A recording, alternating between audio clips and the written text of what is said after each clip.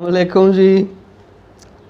तो उर्दू गज़लें तो आपको हर रोज़ सुनाता हूँ, शायद नागवार भी गुज़रती हों। आज दिल कर रहा है कि मैं आपको एक पंजाबी गज़ल भी सुनाऊँ, तो थोड़ा गौर कीजिएगा।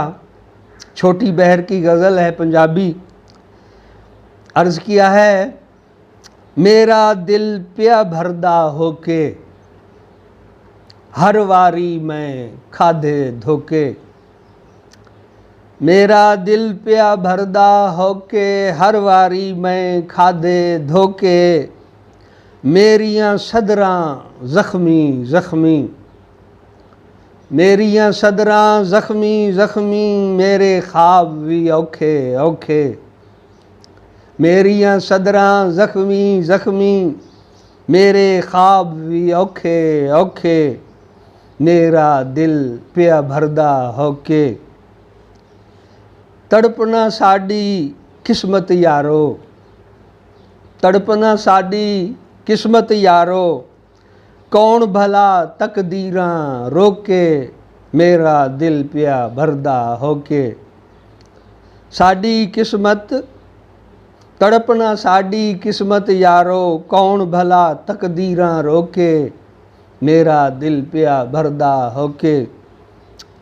साह फुल पैंदी टुरदियां टुरदियां, साह फुल पैंदी टुरदियां टुरदियां, जिंदगानी दे पैंडे औखे। साह फुल पैंदी टुरदियां टुरदियां, जिंदगानी दे पैंडे औखे। मेरा दिल पिया भरदा होके। मेरे हथ तां कुछ ना आया, मेरे हथ तां कुछ ना आया, मैनू मारिया तेरा होके।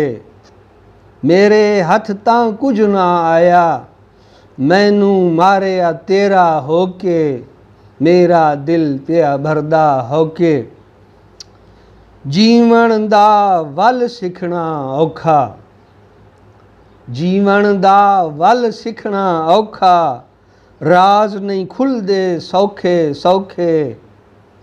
जीवन दा वल सिखना औखा, राज नहीं खुलदे सौखे सौखे।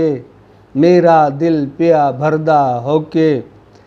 आखिरी शेर मकता, काश इकबाल बेहिस दुनिया विच, काश इकबाल बेहिस दुनिया विच, ना होंदे हालात अजोके।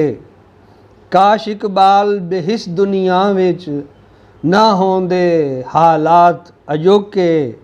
मेरा दिल पिया भरदा होके, हर वारी मैं खाधे धोके।